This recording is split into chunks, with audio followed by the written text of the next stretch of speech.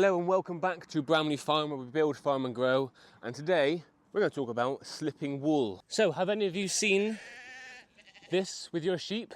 It's called slipping wool, and stick around to watch the rest of the video to find out what causes it and how to prevent it.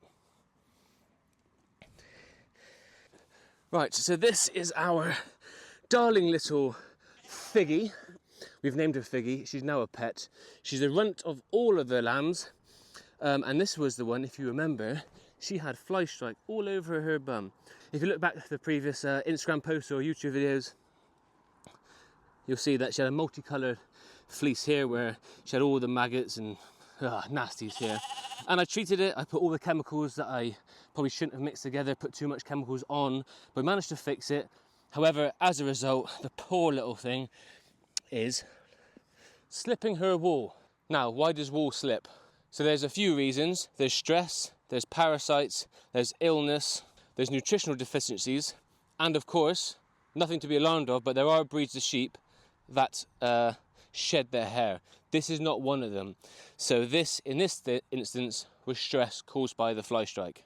Regarding the other issues, nutrition, you need to make sure that your sheep have the right amount of protein, minerals. You can do that by making sure that they are topped up with creep feed, if grass is a little bit low, like it has been here.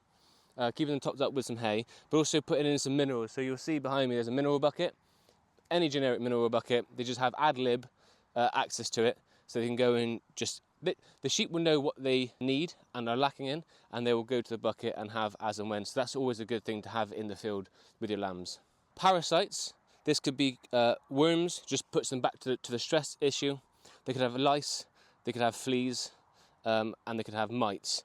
Now, if you see them scratching up against your hedges and fences a lot, check them for lice. That could happen, and that could cause the fur to slip in certain areas. Generally not all over, just wherever the lice and parasites are. If the camera's shaking, it's because our number 4 boy is taking interest in the tripod. So regularly monitor your lambs, have a little look. Are they acting as you expected? If so, good. Is the wool looking healthy? Good. If not, investigate. Investigate early and take action.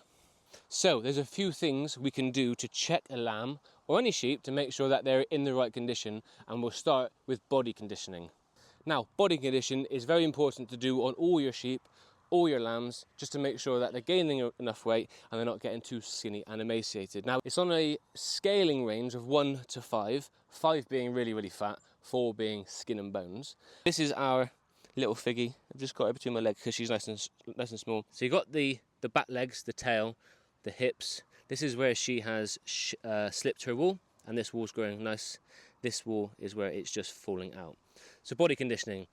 On all your sheep, all your lambs, the structure's the same. We have the hip bones here, and then obviously the spine running down here. We need to find where the hip bones finish, and we're now just got the spine and the vertebrae coming off. And we want to see, can you get underneath, and is there a lot of meat on there? Okay, now surprisingly, although she's tiny, she isn't all skin and bones. She's got some, I can feel some meat on there. You'll feel the vertebrae on either side. If they are like fingers like that, where there's not a lot of space in between each one, if you can run your fingers along and feel each individual bone, then it's probably a round of 1.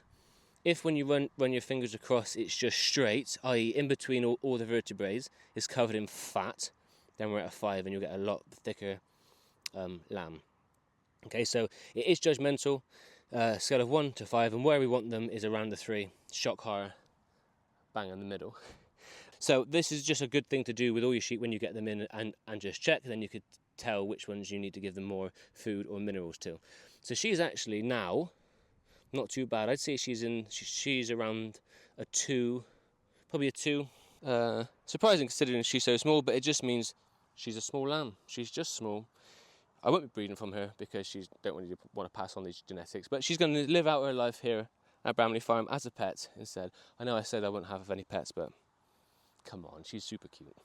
So what to do if you find your lamb or your sheep is slipping its wool? Right, first of all, go through the checklists. Are they skinny? Are they fat? Has something happened to cause stress? Are they mineral deficient? You can do a blood test or just give them some minerals or a mineral drench and then see if that improves their condition over the next few weeks. But if you're unsure, always call a vet. I know it's going to cost money, yada, yada, yada, yeah, but they are yours to look after and yours to care for. So if in doubt, call a vet and they'll be able to answer some questions, but go through the step process firsthand to see if you can try and resolve it yourself. Right, just a quick note on worming, because I'm new to all of this. I'm doing it by the book, yes.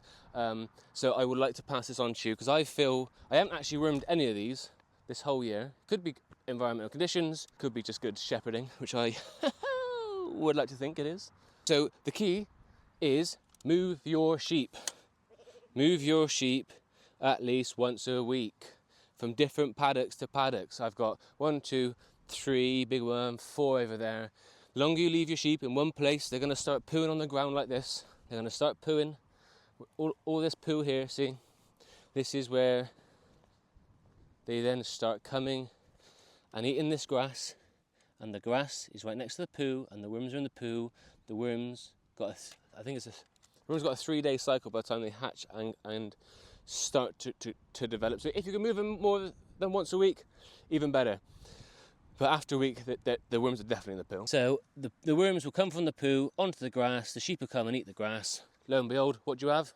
Worms in your sheep, and that increases the burden. So what you want to do, move them, rest your paddocks, and that way you're less likely to get worms. Now, another thing, please, please, please listen to me. If you are suspecting worms, if they have a mucky bum or they're underweight, they're slipping their wool, go and do a poo sample.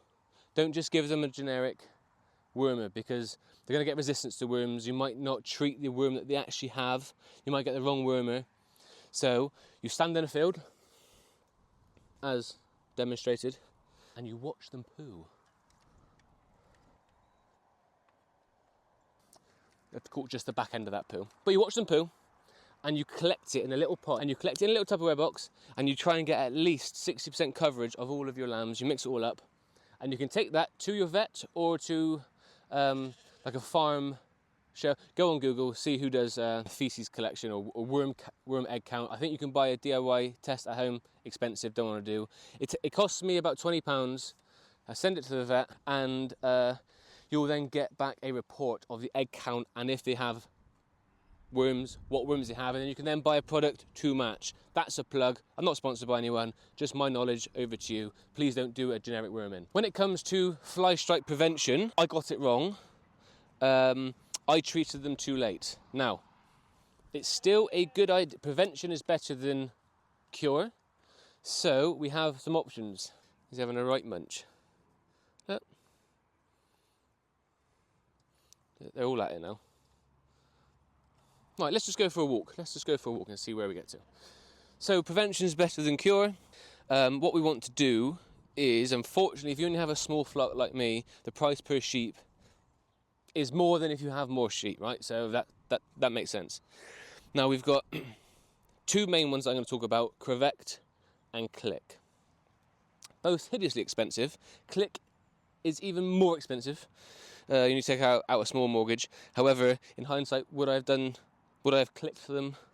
Would I have treated them before the summer? 100%. I never want to see fly strike ever again. Now, Click is a prevention. It will not kill the maggots. However, it will stop or prevent maggot growth for at least 16 weeks, 4 months. So if you treated them in April, just before the fly season, you've got April, May, June, July, you give them another dose, August, September, October, November. We're back into November, December, where there shouldn't be a big fly load. Excellent. It's expensive, but if you've got a small flock, like me, I would buy it in March, April time, treat them, and then that same bottle, you can treat them again. Don't have to worry about fly strike. I'll caveat that. If they're lying down and the maggots get in the hooves, you might still get a maggots in the hooves. However, apart from that, Click is a full fleece protection. So you put it on the back and it protects the whole fleece. Excellent. That's what I'm going to do next year.